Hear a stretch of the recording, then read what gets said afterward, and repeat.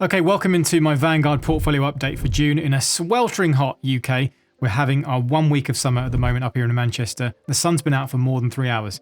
And funny enough, this is similar news also in the stock market, which hasn't stopped being red hot for quite a long time now. And many people sat on the sidelines with cash are going to be very disappointed. So firstly, just quickly on the US markets before we jump into the portfolio. As you can see here, the US market, at least the S&P 500 on their side, are up over 3% in just 1 month, just when you thought it was all over and they couldn't make any new all-time highs. Now, what's quite funny is even in this week, it's felt like quite a long time in the stock market alone. Not only have we had some brand new all-time highs consistently being made, but also we did have a little bit of a dip earlier on this week and many people thought the party was over. I saw all of the headlines about Nvidia losing hundreds of billions of dollars worth of their market cap because their market cap is just so big now that when they lose just a couple of percentage, it creates a very nice big headline. And everyone thought, right, that's it. The stock market rally is over. But just as I'm filming this now, the rally is back on. So everyone buys up that dip and things return to normal.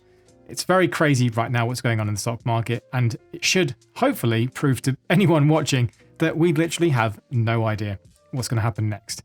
In terms of general news across the US market, really the big mega caps continue to fly. As you can see here on top, although Nvidia isn't the world's most valuable company, it's fighting that spot with both Microsoft and Apple.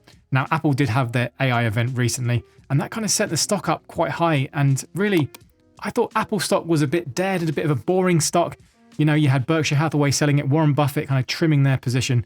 And even he doesn't know how to time the market because Apple continued to soar and soar. Remember, all you have to do these days to get your stock market value pumped up by a few hundred billion at least is to make sure you mention the word AI or artificial intelligence in any single presentation that you do. Outside of that, not a huge amount of things to kind of report on the US side, other than the fact that the market keeps defying gravity. A couple of other bits of interesting news came out, or at least earnings, to show that the consumer is certainly quite strong. FedEx, I see shooting up today, or yesterday, I should say, based on some great earnings and some good forecast ahead. So that normally shows that lots of people are spending money online and business is booming. Lots of people are spending a huge amount of money buying stuff which maybe they can't afford, who knows. But either way, FedEx are doing very well. Another interesting little piece of news that you may have seen is that electric car maker Rivian has had a big bite and a big stake taken from them by Volkswagen. And that sent their share price to the moon as Volkswagen take an investment into Rivian. Some interesting deal there, where Volkswagen actually get a nice kind of favorable term, shall we say. There will be some dilution of the company, but they put themselves in a pretty good position. Now, Volkswagen say that they're looking to get hold mainly of Rivian's software expertise, which is quite interesting there. I think I actually quite like the look of the Rivian stuff, and I don't think it's ever going to make its way to the UK. When I was last over in the US last summer, I did see a couple knocking around kind of northwest Pacific coast, and I have to say, they look pretty cool indeed, but they would be way too big, at least for some of the roads I live around here in Manchester. Now, what about closer to home here in the UK market? Well, unfortunately, the FTSE 100 hasn't really done much for the month, but not that that really matters anyway. But as you can see here, it's pretty much just stayed flat. I don't think there's a huge amount of news coming out of the UK at the moment. I did cover the story about Hargreaves Lansdown being acquired, well, not yet acquired quite, but the bid from the private equity company taking over Hargreaves Lansdown will be put to shareholders. So whether that one actually officially goes through or not, I'll make sure to keep you all updated. Certainly, probably one of the most interesting things on the UK stock market really is private equity firms taking, the good companies or the potentially good companies off the market and removing them off the public markets. Now, other than that, I think things have stayed relatively stable as we kind of approach this election season. The Bank of England recently just held interest rates as were expected, so nothing really to change there. How we go into the next couple of years with a new potential government in a few weeks' time, let's wait and see. Certainly, business will be on tenterhooks, ready for some new investments.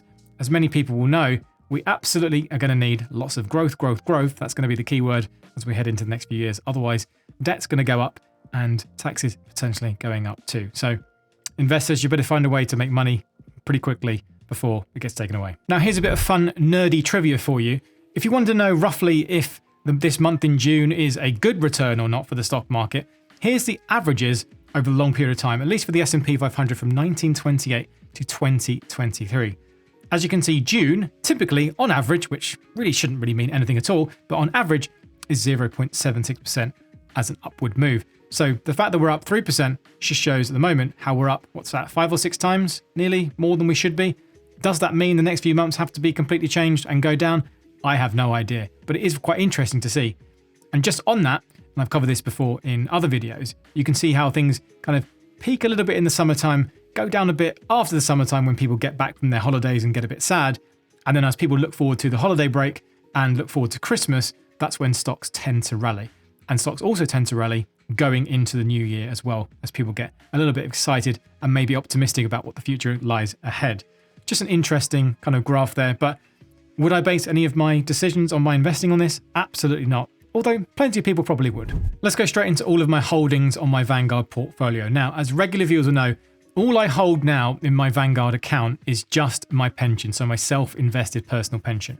I do technically have an ISA still open, and I think it was the cash that was left over before that transfer went across. And that may have been interest on cash. I think I did check that last time. Anyway, there's £12.35 sat there, which will compound forever in an old ISA account. I might try and figure out how to move that or change that around, but there is £12.35 there to pay for something. Anyway, if I now just go into the total account and get out of my ISA and have a look at my pension, you can see here's where the bulk of my investments in Vanguard are at least. Now, everything is kept super simple. As you may know at the moment, and as many regular viewers will certainly know, my pension is not something that I have contributed to for quite a while, but it's now just sat here accumulating, and it's going to be something that I'm going to keep for a long, long time. As you know, a self-invested personal pension is not something I can touch. I can add to, it's great, and there's lots of great tax benefits if you do add money to your own personal pension, but there's nothing else I can really do with it. Sure, I can sell it and change it into different assets, but I can't pull it out and use that as cash, so there's no danger there. Now, one thing I have been doing, at least for the past couple of months, is contributing finally to this pension. And because I work for myself and run my own company, this YouTube business and world, everything that goes along with it, I'm now trying to put in a monthly amount of money to my pension as a way of creating my own pension effectively, because I don't get a salary, I don't get an employer giving me a generous income or giving me any kind of benefits there. So you will see if I go to the transactions tab here, you can see that I'm trying to put in about £500 a month to my pension at the moment. That isn't necessarily for any other reason other than it's a round number and I can afford that to come out of the company. That comes out as a taxable benefit as well, which is quite nice. So I've done that in May, I've done that in June, and I look to do that in July as well. So I'll keep doing that as a round figure. And over the year, of course, that'll add up because that'll be at least £6,000 a year adding up to going into the pension, which will be quite nice. And then I will expect that money to be topped up as well from the government. Or more accurately, really, I should say the tax relief will be applied there, which is quite nice. And that money then just folds everything in here. Now, again, as regular viewers will know, I have everything in a single, simple mutual fund, which is the FTSE Global All Cap Index Fund. This is the accumulation version of the fund, which means that any dividends that are paid from the fund and all these companies inside of it are just automatically reinvested. Keeps my life very nice and simple. As you can see here, my average cost in the fund is £170 and the current price is £213.31. It has all the buys that I've made in this fund as well, which is quite nice. And as the years and years go on, hopefully that graph goes up and to the right, as all investors quite like. Now, what about performance just going on a month-to-month basis? I always like to go into this one to dive a bit deeper to see what's happening. With the stock market rallying, clearly the only numbers you're going to see here are going to be pretty nice and green, especially from the last couple of months. As you can see, both May and June producing some nice 4-digit investment returns into that account. As always, it's a paper return. You know, you can't go boasting to your friends how much money you've made that month. Well, you can if you really want to, but it doesn't really make any difference. It wouldn't bother me in the slightest if next month we have a 5% crash, next 6 months we have a 10% crash. It would make absolutely no difference to me. It wouldn't change the way I invest. I would leave everything as it is. And because it's a pension as well, you can't really touch it. I suppose the worst thing you could do, though, is go all in on a single stock or something like that. But it's very interesting to see that now over month to month.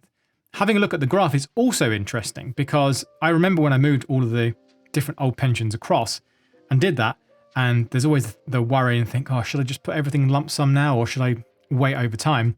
But if I had drip fed this in knowing what we do now, it would have been a bad idea. So I was quite pleased that I just lumped everything in and just didn't think about it, because over the super long term, historically that's tend to have done pretty well. So now we see quite a nice healthy slope up and to the right, as we always like as investors. But anyway, so where are we now? So total amount in the account, as you can see there, the total amount in the account is £52,856.61. I will put it up somewhere in a dollar figure as well for our international viewers, because it's quite funny. My international viewers, they do love to have a look what's going on with our pensions. I guess this would be the equivalent of a 401k, I guess, if that's a private pension, I think, but I can be corrected if you want to let me know in the comment section. But and just for our international viewers as well, remember, in a self-invested personal pension and across all of your pensions, you can contribute up to £60,000 per year, or 100% of whatever you make as income. And you can go back several years as well. So if you max out this year, you can actually go back a few years as well. Make sure, of course, that you speak to an accountant, or make sure you actually speak to someone who knows what they're doing, a qualified financial advisor. That's certainly not what I am. And please do all your own research and check up on that one to make sure it's right for you. But can be a really useful vehicle to make sure you save on tax and invest for the future as well. Now, as always, if you ever want to get yourself started investing, especially in a stocks and shares ISA here in the UK, I do keep all the links of the platforms that I use in the description, so please do check them out. And also, don't forget, I do have my free stocks and shares ISA guide, so that is also going to be linked below. That will normally be the top link. And that'll also sign you up for my email list as well, which I'm slowly building up, and eventually might turn into a bit of a newsletter. So make sure you get yourself signed up there, even if you don't need that spreadsheet, because then you can be on the list and be some of the first people to know about different things that are going on. And eventually I'll try and build up some interesting news and different articles that I can send out. Anyway, thank you so much for watching all the way to the end. And as usual, see you in the next video. Happy investing.